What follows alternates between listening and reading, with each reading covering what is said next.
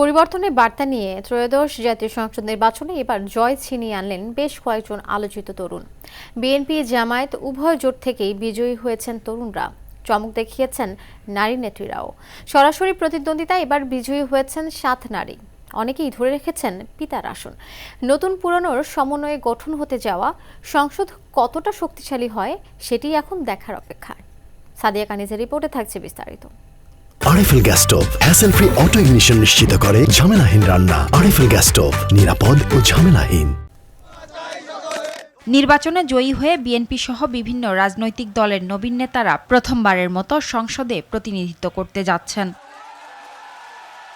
BNP থেকে নির্বাচনে অংশ নিয়ে বিজয়ী হয়েছেন ঢাকা 6 আসন থেকে পরিচিত মুখ ইশরাক হোসেন, ঢাকা 13 থেকে ববি হাজ্জাজ, চট্টগ্রাম 7 আসন থেকে হুমাম কাদের চৌধুরী। এছাড়া বিএনপির তরুণ নেতা চট্টগ্রাম 10 থেকে সাইদ আল নোমান, বরিশাল 4 থেকে রাজীব আহসান ও গাজীপুর 2 থেকে মঞ্জুরুল করিম রনিও জয় পেয়েছেন।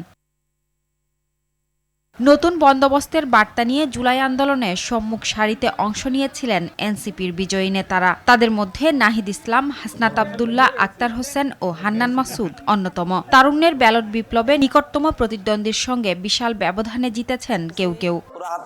ধন্যবাদ জানাচ্ছি। রেকর্ড পরিমাণ ভোট পেয়ে কুমিল্লা 4 আসন থেকে বিজয়ী হয়েছেন হাসনাত আব্দুল্লাহ। রংপুর 4 আসন থেকে প্রায় 1.5 লাখ ভোট পেয়ে বিজয়ী হয়েছেন আক্তার হোসেন। নাহিদ ইসলাম তার নিকটতম প্রতিদ্বন্দ্বী থেকে প্রায় 2000 বেশি ভোট পেয়ে ঢাকা 11 আসন থেকে বিজয়ী হয়েছেন। এদিকে 7 জন নারী নেত্রী এবার বিজয়ের মালা ছিনিয়ে এনে প্রতিনিধিত্ব করতে যাচ্ছেন সংসদে। অভিজ্ঞতা ও তারুণ্যের সমন্বয়ে গঠন হতে যাওয়া সংসদ জনগণের প্রত্যাশা কতটা পূরণ করতে পারবে সেদিকেই এখন সবার নজর। সাদিয়া কানিজ, RTV, ঢাকা।